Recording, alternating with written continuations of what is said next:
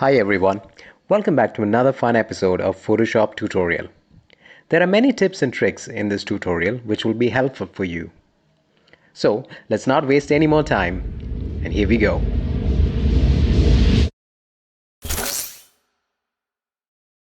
First, I made a quick sketch indicating some mountains, a UFO, and a few soldiers. Then I imported the image for the background. For now, I will keep the sketch layer on top. I only need the sky from the image, so I will use a layer mask.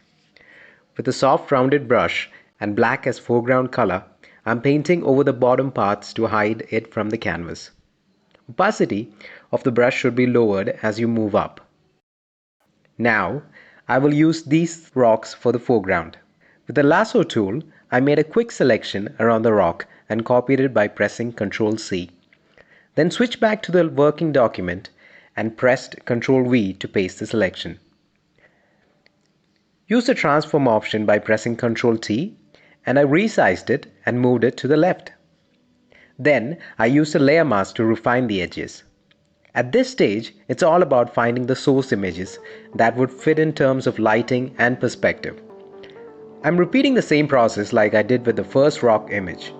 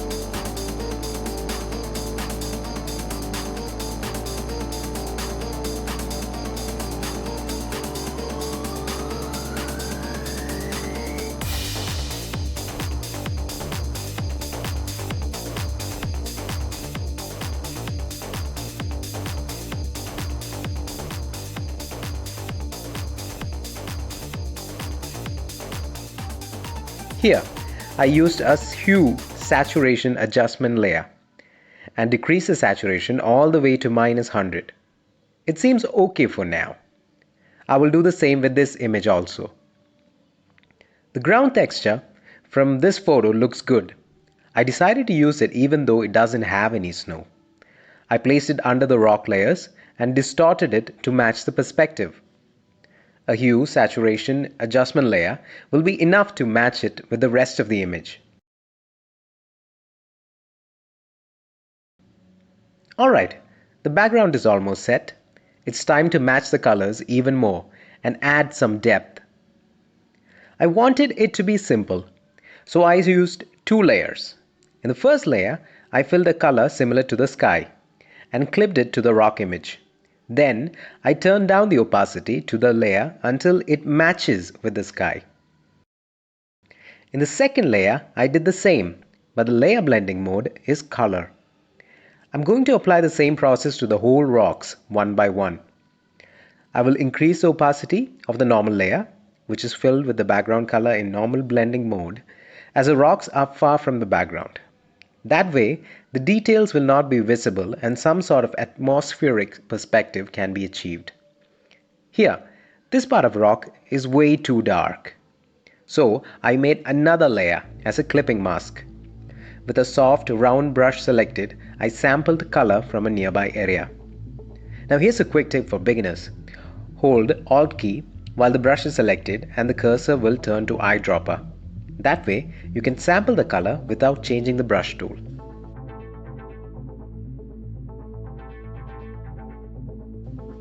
Okay, let's add the UFO into the scene. It shouldn't have this much contrast since it is far from the viewer.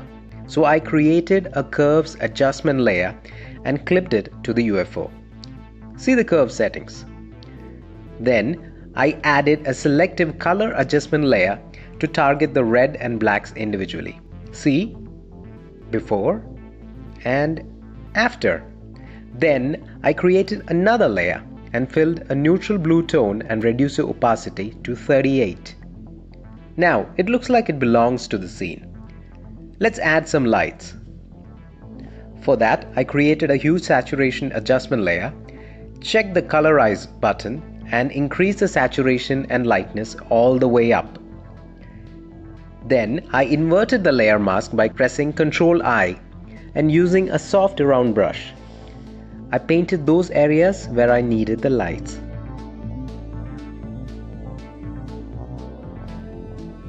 To add colors to the light, I created a new layer in color mode. Now it's simply selecting the colors and dabbing on this UFO.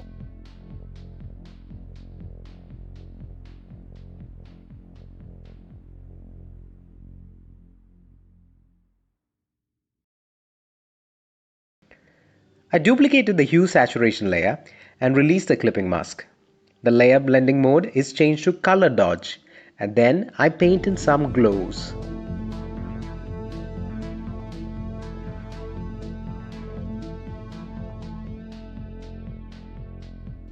Now this area is way too dark.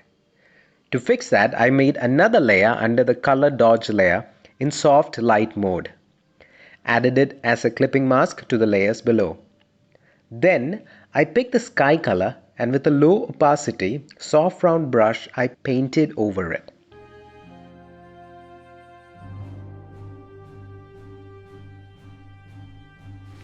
Now let's add our defenders into the scene. Unfortunately, they may not survive this attack, but we will see. I masked out these two soldiers using the pen tool. I will make them smaller and place around here. Curves adjustment layers to match the values and then a color fill layer in normal mode to reduce details. Just like I did for the rocks in the UFO. Then a new layer in color mode will help me match the colors easily. All I have to do is to change the opacity of the layers. Time to add the second soldier. I will flip him and place him about here. Same techniques for color matching. I don't want to bore you with the same thing over and over. Now, as I am considering the light is not too hard and it's coming from top left, this shadow under him should not be this long. Clone stamp tool used to shorten the shadows. It's not perfect, but I think this will do. Anyway, I am enhancing the lighting over his helmet and armor. For that, I created an exposure adjustment layer. See the settings. Then, inverted the layer mask and painted with a soft round brush. Now let's bring some action, by creating an explosion. Now these guys have a reason to run. Let me break down this.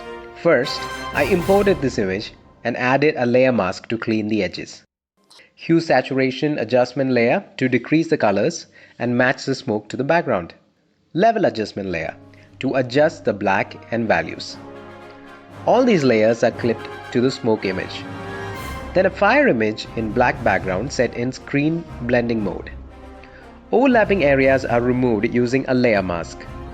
Now a layers adjustment layer as a clipping mask to increase the dark values. Now another fire image to add some details here. Process is the same as the first one, by the way.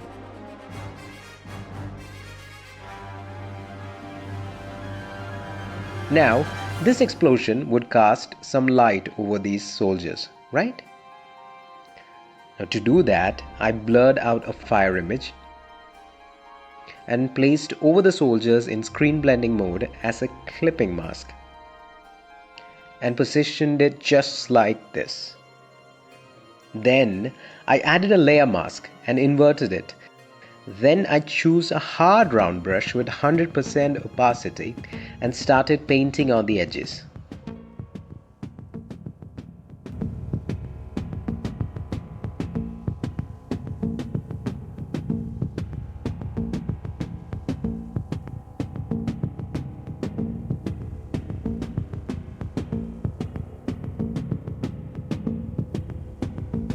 After that, I switched the brush to soft rounded one and reduced the opacity and continued adding lights.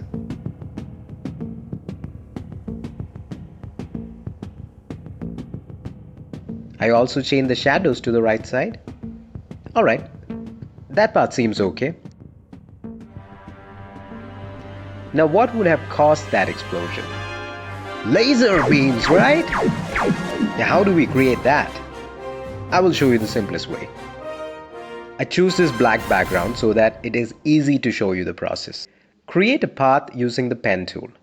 Select a soft round brush, change the opacity and flow to 100. The brush tip size will be the width of the laser beam, so change it accordingly. Change the foreground color and create a new layer. Select the pen tool again and right-click on the path and click on the stroke path. Uncheck the simulate pressure column if it's checked. Now right-click on the layer and convert the beam into a smart object. Then apply a Gaussian blur. Increase the blurriness until you have a result like this. Apply it and duplicate the layer again. Double-click on the Gaussian blur effect on the layer palette and increase the blur even more. You might be able to see the glow by now. Duplicate the layer again, decrease the blur value to 0 or switch the smart filter effect. Now bring up the layer style window by double-clicking on the layer or the FX button at the bottom of the layer palette. Click on the inner glow. Change glow color to white. Then select source as center, adjust the opacity slider as you need. There, you have your laser beam. After that, I duplicated the explosion and placed it here. I removed the fire overlays and decided to keep it that way. This part of the ground here looks too flat, so imported another rock image and blended it to the scene, painting the reflection light from the fire. The ground also needed some reflection light, so I placed an extremely blurred fire image, masked, and set the blending mode to screen. Finally, I introduced another soldier and color matched using adjustment layers such as curves, color fill layer, and an exposure layer to enhance some shadows. All the settings are shown right here.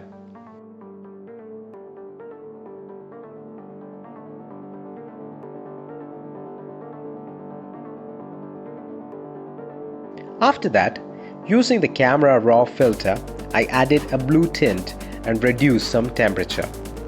So this will be the end result. Thank you very much for watching. Hope this was helpful. See you again.